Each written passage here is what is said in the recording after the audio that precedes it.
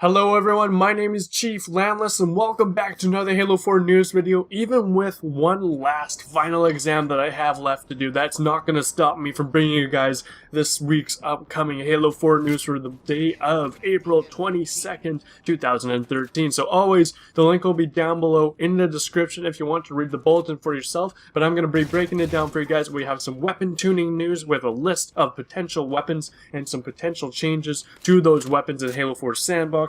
And we also have some regular playlist updates for Halo 4's matchmaking. So without further ado, let's dive on to this list of potential weapon changes. So like I said, this list is potential, and 343 has stressed that this list is nowhere near final. So some of these weapons may be receiving these updates, they may be receiving some more updates or different updates, or some of these may not be even receiving some updates. But this is the list that they have given us so far. Battle Rifle has been buffed from a 5 burst to kill down to a 4 burst to kill. So only take 4 bursts to kill with its rate of fire reduced. The Light Rifle will have its range adjusted at which the reticle turns red to match the DMR. So when the reticle turns red, that means that the weapon can, obviously see and detect that there's an enemy off in the distance. So now the Light Rifle and the DMR will have the same range in which the reticle turns red when it recognizes there's an enemy in front of you in the sights. The Covenant Carbine will be buffed from an 8 shot to kill down to a 7 shot to kill, which I'm looking very forward to because I like to use the Covenant Carbine because it has one of the highest rate of fires, and now I feel like that one extra bullet that I don't need can help definitely kill those people, because I always felt like somebody would run away just before I can get the 8 shot in, so now it will only take 7 shots.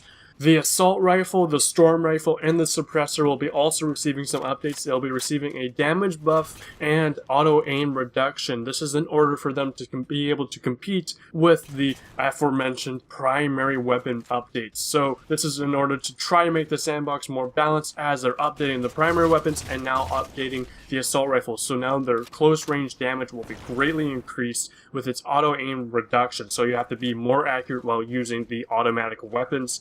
They've also stated that they've looked at the beam rifle to have its aim assist turned down, as many people already know that the beam rifle is relatively a much easier weapon to hit fire with and get those snapshots, even in previous Halo games. But with this Halo 4, it seemed like the beam rifle was just ridiculously way too easy in order to get those snapshots with. The Warthog and the Mantis chain gun, so those turrets and the chain gun on the Mantis, will be receiving both damage buffs in order to help speed up the process and make vehicle play seem much more crucial in Halo 4's wargames. And that is it with the potential list of these Halo 4 weapon tunings. So keep in mind, this is potential, nowhere near final. Some things will be changed, and I'm sure 343 will inform us which weapons they do change this coming Monday, April 22nd, and hopefully they'll give us a list of maybe potential future changes if need be. Now on to some regular Halo 4 matchmaking updates in regards to playlists. The Regicide playlist, they've admitted to having it being neglected in the past. They're going to be updating it now. They're going to be removing Complex from the maps in the Regicide rotation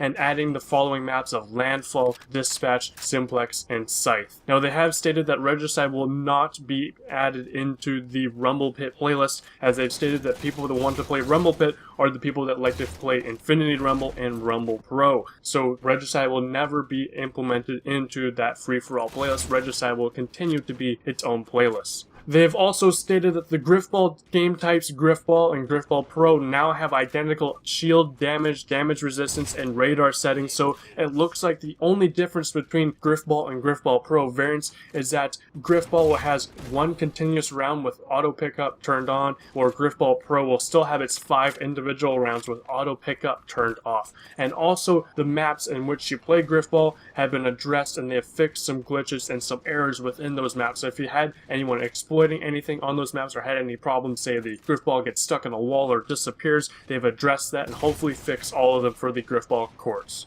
And with this final bit of news, they've also updated the multi-team Slayer game type, so any Slayer game type in the multi-team playlist will be updated from a score limit of 300 up to a score limit of 500 points or 50 kills. And finally, 343 has stated that they are in the process of updating the join in progress window of opportunity, so the window in which you can join in progress to a match already in session. So only certain playlists will be receiving this, but obviously the free-for-all playlists will be be receiving even smaller join-in-progress windows of opportunity, while other playlists will have some reasonable windows that require that each player still contributes significantly to the match. Now, I assume that this is in direct retaliation to many people's outcries in regards to join-in-progress now that CSR has been implemented, and I could not agree more with the community. I want to see stricter join-in-progress windows for all playlists. But it looks like 343 is only going to be targeting certain playlists, the ones that they did mention previously in another bulletin. They've called them competitive playlists, so we don't know which ones,